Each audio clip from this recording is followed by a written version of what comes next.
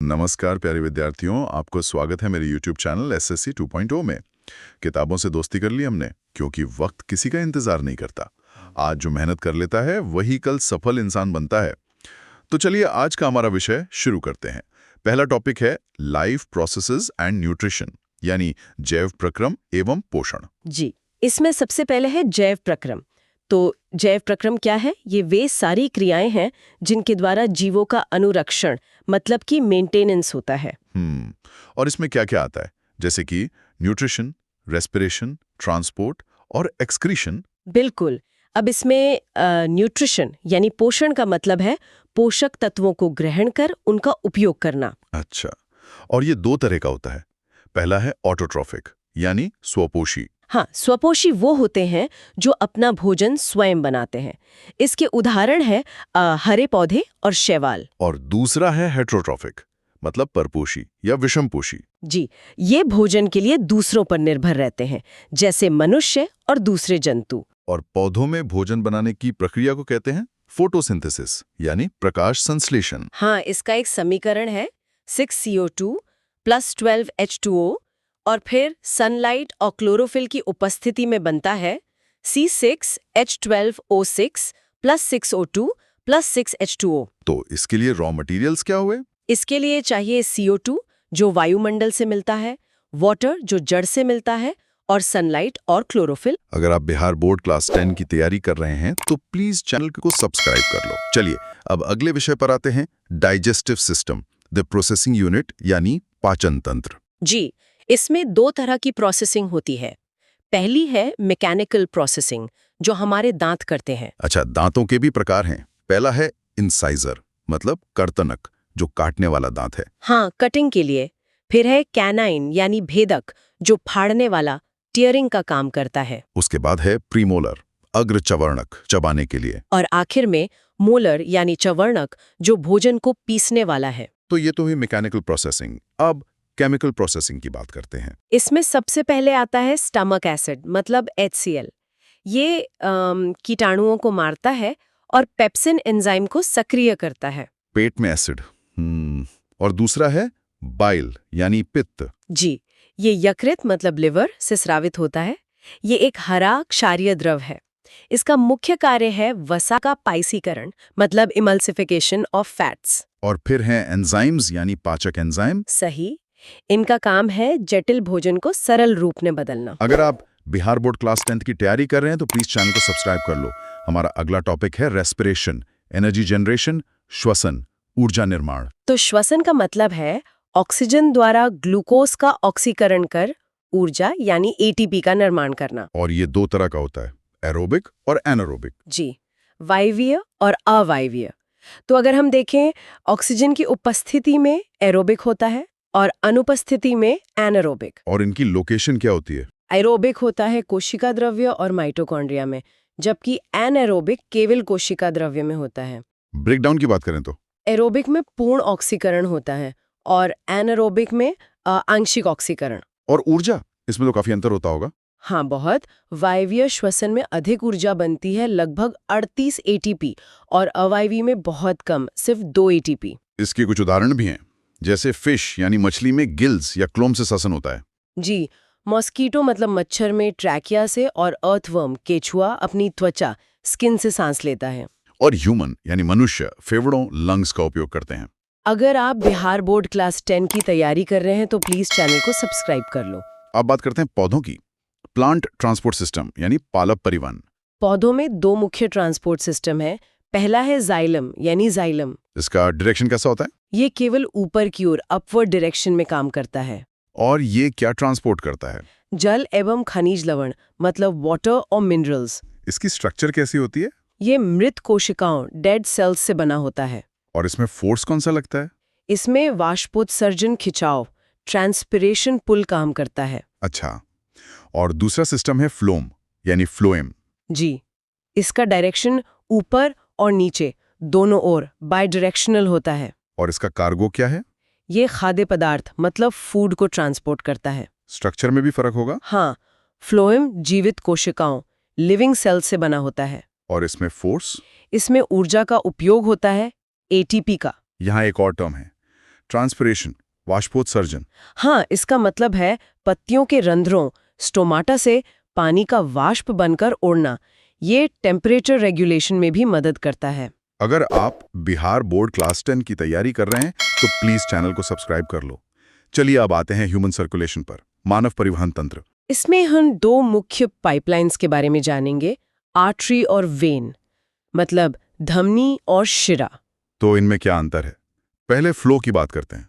Artery में flow हृदय से शरीर की ओर होता है, हार्ट टू बॉडी, और वेन में शरीर से हृदय की ओर, बॉडी टू हार्ट। और ब्लड कैसा होता है? धमनी में शुद्ध रक्त होता है, ऑक्सीजनेटेड, और शिरा में अशुद्ध रक्त, डीऑक्सीजनेटेड। इनकी वॉल मतलब दीवार में भी अंतर होता है? जी, धमनी की दीवार मोटी और लचीली, थिक इलास्टिक होती है, जबकि शिरा की पतली, थिन होती है। अब कुछ और जरूरी टर्म्स। पहला है हीमोग्लोबिन। हीमोग्लोबिन ऑक्सीजन का वाहक है। ये एक रेड पिगमेंट है। फिर है प्लेटलेट्स यानी पट्टिकाणु। इनका काम है रक्त का थक्का जमाना, क्लॉटिंग। इसमें थ्रोम्बिन मदद करता है। अगला है लिम्फ, लसीका। यह एक रंगहीन द्रव है जो कीटाणुओं से लड़ता है। और आखिर में डबल सर्कुलेशन। इसका मतलब है कि blood passes through the heart twice. रक्त हृदय से 2 बार गुजरता है। अगर आप बिहार बोर्ड क्लास 10 की तैयारी कर रहे हैं तो प्लीज चैनल को सब्सक्राइब कर लो। अगला सिस्टम है एक्सक्रीशन सिस्टम, यानी उत्सर्जन तंत्र। इसका काम है वेस्ट मैनेजमेंट। हाँ, हानिकारक पदार्थों का निष्कासन। पहले ह्यूमन एक्सक्रीशन की बात करते हैं। इसमें मुख्य ऑर्गन है वृक्क यानी किडनी। और इसकी यूनिट है नेफ्रॉन। नेफ्रॉन प्रोसेस को क्या कहते हैं? प्रोसेस है ग्लोमेरुलर फिल्ट्रेशन। इसमें रक्त से यूरिया और लवण को छाना जाता है। और यूरिन का कॉम्पोजिशन क्या होता है? इसमें 96% जल, 2% यूरिया और 2% अन्य पदार्थ होते हैं। अच्छा, और आर्टिफिशियल किडनी क्या है? उसे डायलिसिस कहते हैं। जब किडनी खराब हो जाए तो रक्त को मशीन द्वारा शुद्ध करने की विधि को हीमोडायलिसिस कहते हैं। अब प्लांट एक्सक्रीशन की बात करते हैं। पौधों के वेस्ट प्रोडक्ट्स हैं गोंद, गम, रेजन, टैनिन और गिरे हुए पत्ते। अगर आप बिहार बोर्ड क्लास 10 की तैयारी कर रहे हैं तो प्लीज चैनल को सब्सक्राइब कर लो। अब आते हैं नर्वस सिस्टम पर, यानी तंत्रिका तंत्र। इसकी यूनिट है न्यूरॉन। तो हम स्ट्रक्चर ऑफ अ न्यूरॉन के बारे में पढ़ेंगे। इसमें कुछ की टर्मिनोलॉजी है।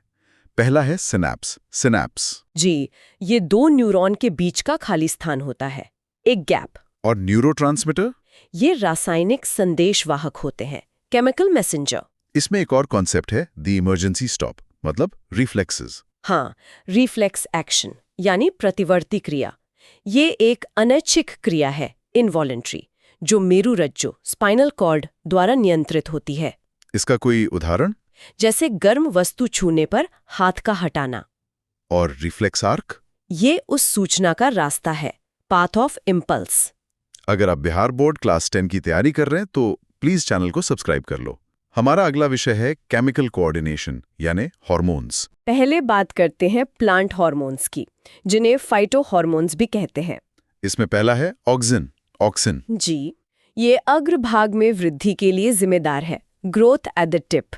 दूसरा है जिब्रेलिन। जिब्रेलिन इसका काम है तने की वृद्धि और बड़े फल और फूल पैदा करना। और एक और टर्म है फोटोट्रोपिज्म, प्रकाशानुवर्तन। इसका मतलब है पौधे का प्रकाश की ओर मुड़ना। अब आते हैं ह्यूमन एंडोक्राइन सिस्टम पर। इसमें पहला हार्मोन है थायरॉक्सिन। ये थायराइड ग्रंथि से निकलता है। इसके लिए आयोडीन जरूरी है। और इसकी कमी से?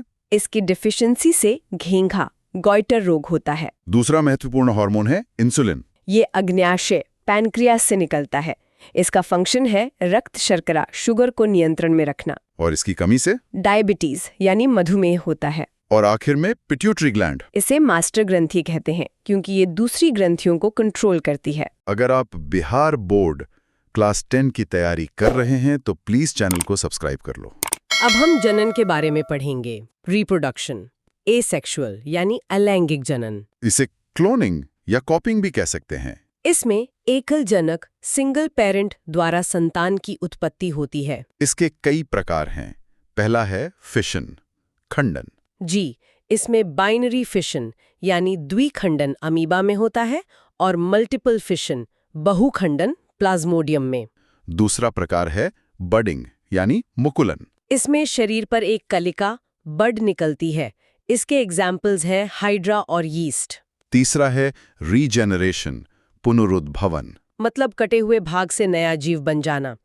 इसके उदाहरण हैं प्लेनेरिया और स्पाइरोगायरा। और चौथा प्रकार है वेजिटेटिव प्रोपगेशन, कायिक प्रवर्धन। इसमें जड़, तना या पत्ती से नया पौधा बनता है, जैसे गुलाब में तने से और ब्रायोफिलम में पत्ती से। अगर आप बिहार बोर्ड क्लास 10 की तैयारी कर रहे हैं तो प्लीज चैनल को सब्सक्राइब कर लो। अब देखते हैं रिप्रोडक्शन इन प्लांट्स, पुष्पों में लैंगिक जनन।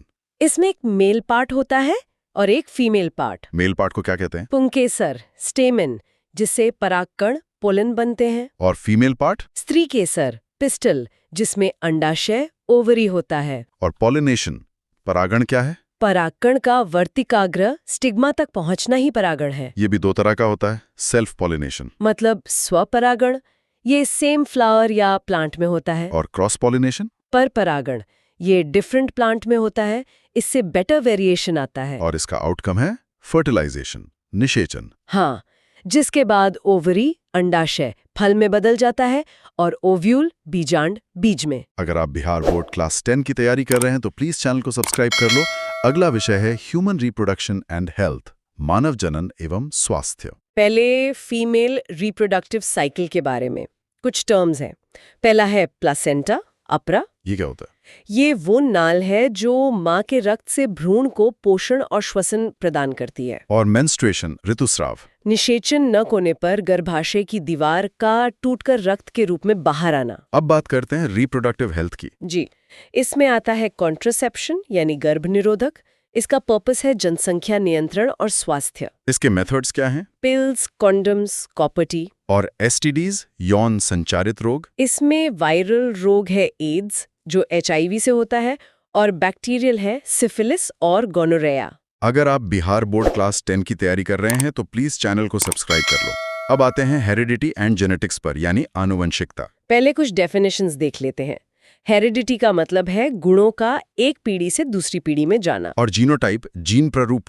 ये जीव की आनुवंशिक संरचना है, जेनेटिक मेकअप। अब एक बहुत जरूरी टॉपिक, सेक्स डिटर्मिनेशन, लिंग निर्धारण। मनुष्य में टोटल क्रोमोसोम्स होते हैं 23 पेयर्स यानी 46। इसमें से 22 पेयर तो ऑटोसोम्स होते हैं। जी, और 23rd पेयर होता है सेक्स क्रोमोसोम। फीमेल में होता है XX और मेल में XY। बिल्कुल। तो रिजल्ट इस बात पर डिपेंड करता है कि मेल से कौन सा क्रोमोसोम आता है। तो की इनसाइट ये है कि पिता का गुणसूत्र Y बच्चे का लिंग निर्धारित करता है। अगर आप बिहार बोर्ड क्लास 10 की तैयारी कर रहे हैं तो प्लीज चैनल को सब्सक्राइब कर लो। अगला टॉपिक है इवोल्यूशन एंड एविडेंस, जैव विकास। इसमें सबसे जरूरी है ऑर्गन्स का कंपैरिजन। पहला है होमोलॉगस ऑर्गन्स, समजात अंग। ये क्या होता है? इनकी स्ट्रक्चर समान होती है, सेम, लेकिन फंक्शन भिन्न होता है, डिफरेंट। इसका उदाहरण? जैसे मनुष्य का हाथ और कुत्ते का अग्रपाद। इससे पता चलता है कि हमारे कॉमन एंसेस्टर थे, मतलब पूर्वज एक थे। और दूसरे हैं एनालॉगस ऑर्गन्स, असमझात अंग। इनकी स्ट्रक्चर भिन्न होती है, डिफरेंट, लेकिन फंक्शन समान होता है, सेम। इसका उदाहरण क्या होगा? जैसे पक्षी के पंख और तितली के पंख। यहाँ फॉसिल्स, जीवाश्मों का भी जिक्र है। हाँ, ये पुराने जीवों के अवशेष होते हैं। और इनकी उम्र पता करने की विधि? उसे रेडियो कार्बन डेटिंग C14 कहते हैं। अगर आप बिहार बोर्ड क्लास 10 की तैयारी कर रहे हैं तो प्लीज चैनल को सब्सक्राइब कर लो। चलिए अब हम अपने आखिरी कुछ टॉपिक्स पर हैं। आर एनवायरनमेंट, हमारा पर्यावरण। इकोसिस्टम में एक फ्लो होता है, प्रोड्यूसर जो कि पौधे होते हैं, फिर कंज्यूमर उपभोक्ता, और आखिर में डीकंपोजर्स अपघटक जैसे बैक्टीरिया। और ट्रोफिक लेवल्स, पोषण स्तर। हाँ, प्रोड्यूसर के पास 100% ऊर्जा होती है, प्राइमरी कंज्यूमर को 10% मिलती है, सेकेंडरी कंज्यूमर को 1% और टर्शरी को सिर्फ 0.1%। इसे 10% लॉ कहते हैं। जी, प्रत्येक स्तर पर केवल 10% ऊर्जा ही आगे बढ़ती है। एक और टर्म है बायोमैग्निफिकेशन, जैविक आवर्धन। इसका मतलब है आहार श्रृंखला में रसायनों जैसे DDT का जमा होना। अब कुछ एनवायरमेंटल इश्यूज पर आते हैं। Ozone layer, O3। इसका फंक्शन है सूर्य की UV रेज से रक्षा करना, और इसका दुश्मन है CFCs, क्लोरोफ्लोरोकार्बन्स। इसका इम्पैक्ट क्या होता है? स्किन कैंसर, त्वचा कैंसर। और वेस्ट यानी कचरा? ये 2 तरह का होता है, बायोडिग्रेडेबल, जैव निम्नीकरणीय, और नॉन बायोडिग्रेडेबल, अजैव निम्नीकरणीय। अगर आप बिहार बोर्ड क्लास 10 की तैयारी कर रहे हैं तो प्लीज चैनल को सब्सक्राइब कर लो। और इसी के साथ हमारा मिशन अकम्प्लिश्ड। आप सभी को शुभकामनाएं। एक बहुत अच्छी पंक्ति है, जो आने वाला है वो हमेशा गुजरे वाले कल से बेहतर होता है। What is coming is always better than what has passed. तो रिवीजन कंप्लीट, रिवीजन समाप्त। Trust your preparation. You are ready. Best of luck for board exams 2026। अगर आप बिहार बोर्ड क्लास 10th की तैयारी कर रहे हैं तो प्लीज चैनल को सब्सक्राइब कर लो। विद्यार्थियों, इस पीडीएफ में से 100% क्वेश्चंस परीक्षा में आने की पूरी संभावना है।